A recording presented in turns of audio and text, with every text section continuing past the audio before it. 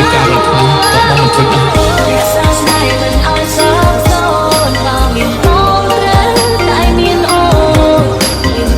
Happy anniversary to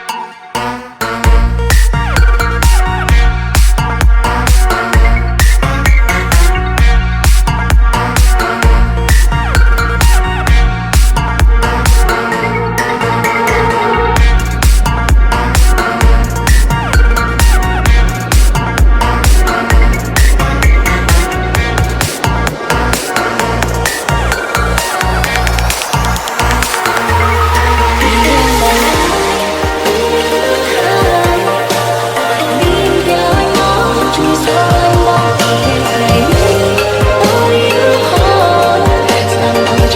and Nick. Happy anniversary to Sana and Nick. នំតែជាមនុស្សពីរដីមិនដែលត្រូវជាលេងនឹងគ្នាតើជានិស័យឬជាកម្មពីត្រូវក្រុមគ្រាព្រោះស្នេហ៍បងមានគេច្រើនតែជុំខ្លួនគេច្រើនតែយើងព្រមម្ដងចង់ចូលមកដាច់ចំណងឲ្យទេស្នេហ៍អូននឹងបងសាបសូន្យ ពីនាងបានហើយពីនាងបានហើយមិនមានគេឡើយមកជួយស្រឡាញ់បងពីនាងថ្ងៃនេះក៏រៀងរហូតស្ដាំឲ្យច្បាស់បងជារបស់អូនតែមានគុណចង់ឲ្យថ្ងៃក្រោយដូចថ្ងៃនេះចង់ឲ្យមានយើងនៅទីនេះ ពីគ្រប់ឧស្សាហ៍មិនរៀងហយ